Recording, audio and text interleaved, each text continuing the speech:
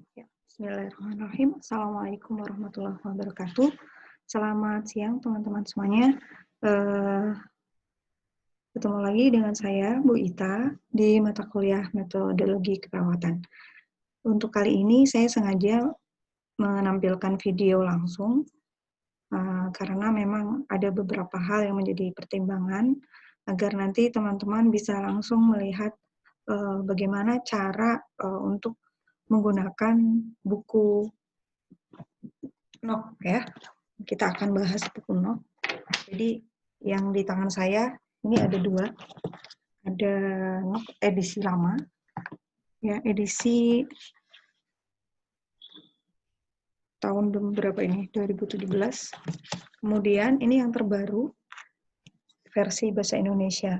Ya, jadi nanti teman-teman bisa punya semuanya, boleh atau salah satunya. Karena memang ada sedikit perbedaan untuk cara menggunakannya. Nah, bagaimana untuk penggunaan NOC-nya ini? Sebelumnya kita akan melihat kasus yang sudah ada di RPP ya. Saya tampilkan dulu untuk kasusnya. Nah, ini teman-teman bisa melihat di sini ada saya ambil kasus asma sebagai contoh. Di kasus ini dijelaskan seorang laki-laki 40 tahun masuk ke IGD dikarenakan sesak napas. Pada saat perawat melakukan pengkajian, ditemukan data bahwa klien mengeluh sesak napas. Ya, jadi sambil melihat video ini, teman-teman bisa sambil mencatat ya data-data apa saja yang ada di kasus ini. Ya, jadi pasien laki-laki 40 tahun masuk ke UGD dengan sesak napas ya.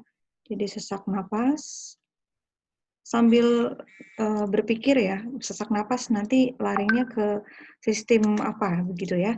Kemudian setelah dilakukan pengkajian, data yang diperoleh adalah tadi keluhan sesak nafas, berarti data subjektif ya. Sesak nafas, kemudian tekanan darah, berarti vital sign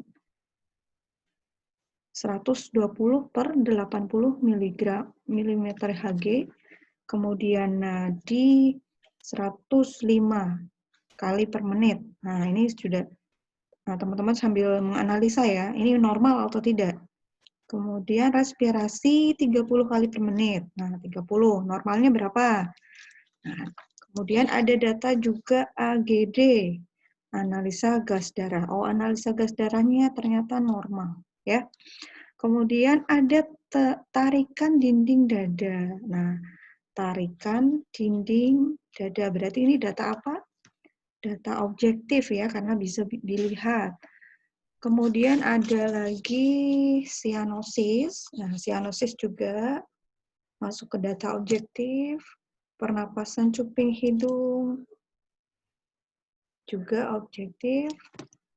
Kemudian pasien mengatakan cemas. Nah, ada data subjektif cemas karena takut sakitnya akan bertambah parah. Pasien terlihat gelisah dan wajah tegang. Oke. Nah, dari data-data ini, apa yang harus kita lakukan untuk menentukan masalah dan intervensi yang harus kita tegakkan. Oke, dari sini kita akan beralih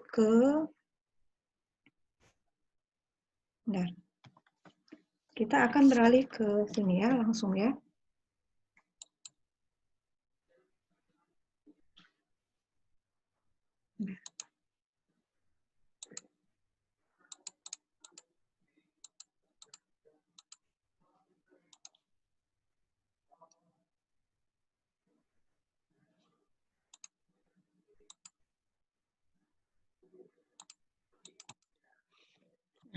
Dari kasus yang sudah kita dapat, kita bisa teman-teman kalau nanti sudah mempunyai buku NOC ya, Nursing Outcome Classification, teman-teman bisa langsung melihatnya Saya lebarkan dulu screenshot saya.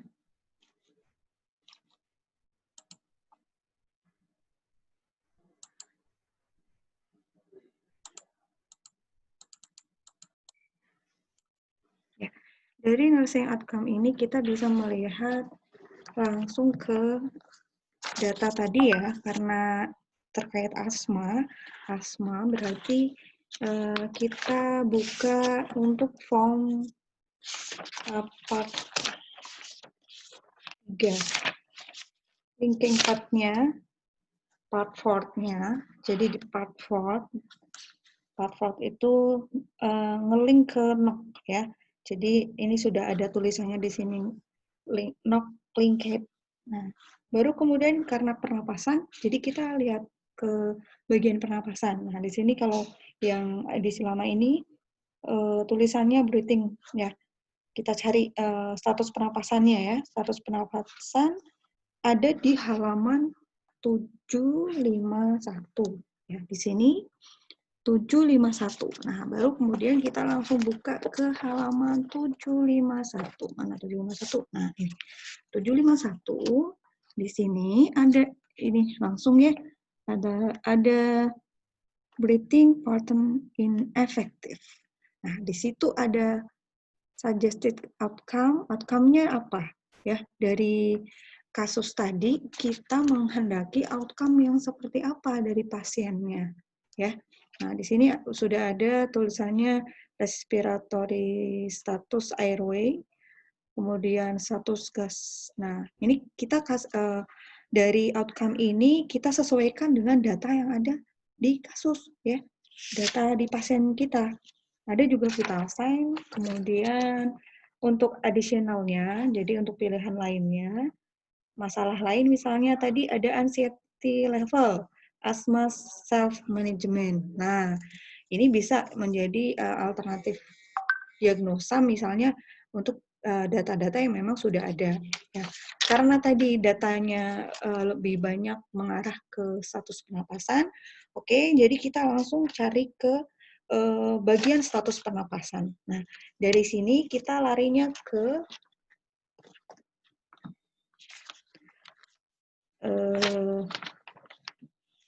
halaman ini ya, form 3 outcome. Form 3 part outcome ya. Ya, part 3 ya. Part 3 ini outcome-nya di bagian respiratory ya. Jadi respiratory. Jadi di sini ada respiratory seperti itu. Nah, di sini tertera tulisan respiratory status ventilation halaman 583. Maaf, salah. Halaman 579 ya. 579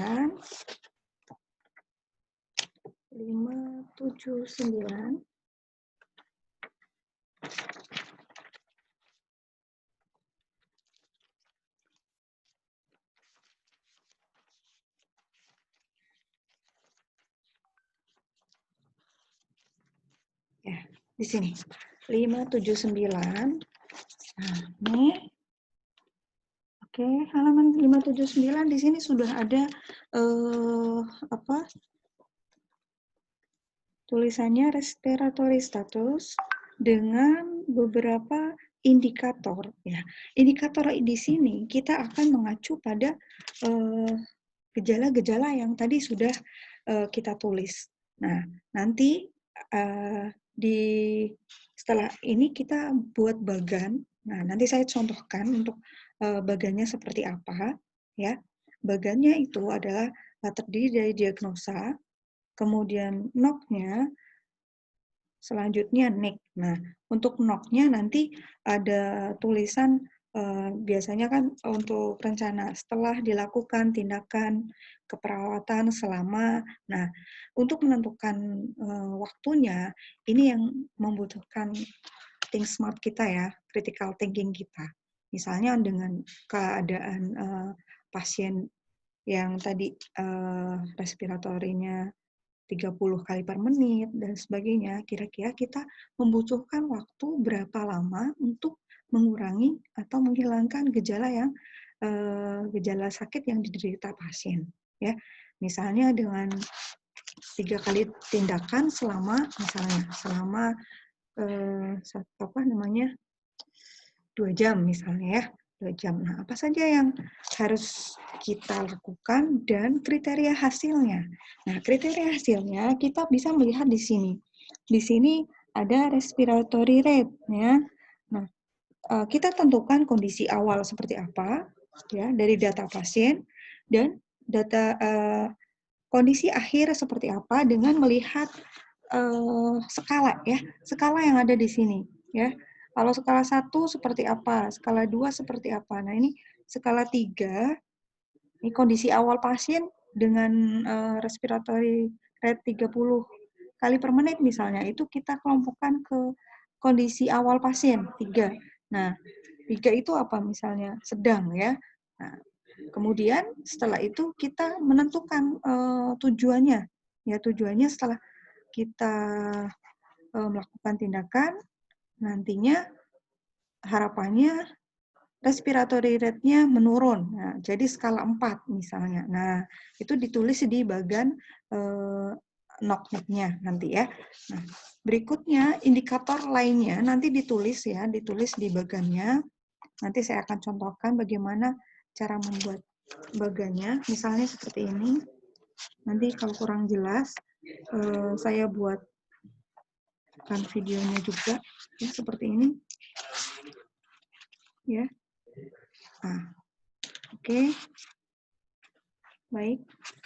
Nah, dari sini kita bisa melihat bagaimana caranya membuat kriteria hasil ya, kriteria hasil dari tindakan yang kita lakukan dengan mengacu pada NICNOC ini. Nah, ya. Oke. Nah, untuk buku yang baru ini lebih simpel lagi, lebih simpel karena tidak ada kita nggak langsung ke form linkage ke NOC-nya, tapi langsung ke outcome-nya. Nah, ke outcome-nya kita bisa langsung mencari di status pernapasan. Ya, status pernapasan di sini. Jadi misalnya karena tadi asma, kita melihat ke diagnosa bagian status pernapasan. Nah, status pernapasan di sini ada di halaman 63.